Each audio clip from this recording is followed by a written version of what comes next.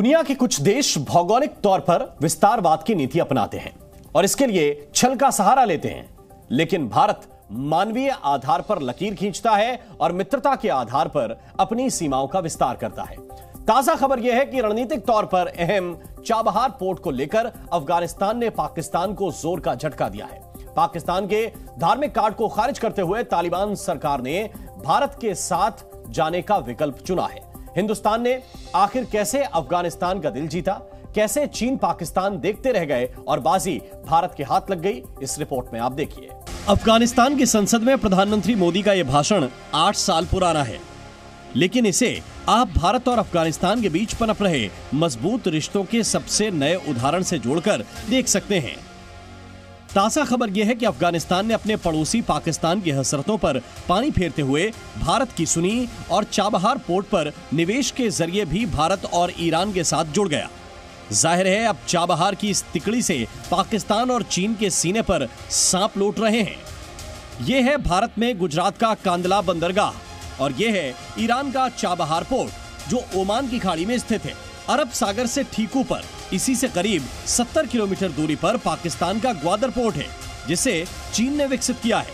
भारत इसी रूट से मध्य एशिया के देशों से लेकर अफगानिस्तान तक व्यापार करता है, क्योंकि पाकिस्तान मध्य एशिया के लिए भारत को व्यापारिक रास्ता नहीं देता। चाबहार पोर्ट पर भारत ईरान की जुगलबंदी पहले ही पाकिस्तान चीन को चुभ रही थी और अफगानिस्तान जब तक बॉर्डर पर पाकिस्तान को चुनौती भी दे रहा है। इसी बीच अफगानिस्तान ने ऐलान कर दिया है कि वो चाबहार पोर्ट पर $35 मिलियन का निवेश करेगा, यानी उसने चाबहार से अलग न होकर पाकिस्तान को चौकन्ना कर दिया। चाबहार से अफगानिस्तान का जुड़ना भारत की बड़ी कूटनीतिक जीत है। चीन और पाकिस्तान बेशक सीमाओं पर घुसपैठ करते हैं, लेकिन भारत ने साबित कर दिया कि वो नए रास्ते बनाते हुए मित्रता की सीमा का विस्तार करता है। वर्ष 2016 में जिस अफगान इंडिया फ्रेंडशिप डैम का निर्माण हुआ, वो भी इसी का उदाहरण है। खुद पाकिस्तान में यह चर्चा है कि अफगानिस्तान पाकिस्तान से नफरत करता है। भारत ने पिछले दिनों मानवीय आधार पर अफगानिस्तान की ओर मदद के हाथ बढ़ाए हैं और आंकड़ों से यह बात साबित भी होती है।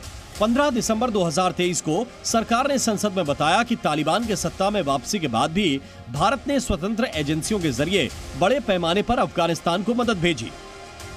इसके तहत अनाज की कमी से जूझ रहे अफगान लोगों के लिए 50,000 मीट्रिक टन गेहूं भेजा गया। उसके बाद 250 टन मेडिकल सहायता भी अफगानिस्तान को भेजी गई, जबकि भूकंप आने के बाद 28 टन राहत सामग्री वहां भेजी गई। साथ ही ICCR स्कॉलर स्कीम के तहत 3,000 से ज्यादा अफगान छात्रों की मदद की गई है। पाकिस्तान को पिछले दिनों ईरान से लेकर अफगानिस्तान तक दोनों बॉर्डर पर फसीहत का सामना करना पड़ा और भारत की सीमा पर तो अब उसकी दाल गलने से रही। अब शहबाज शरीफ की नई नवेली सरकार इसे संयोग माने या प्रयोग, पाकिस्तान के लिए न पड़ोसियों से बात करते बनेगा, न बीजिंग में बैठे अपने आका को जवाब देते बनेगा। ब्यूरो रिपोर्ट, जी मीडिया।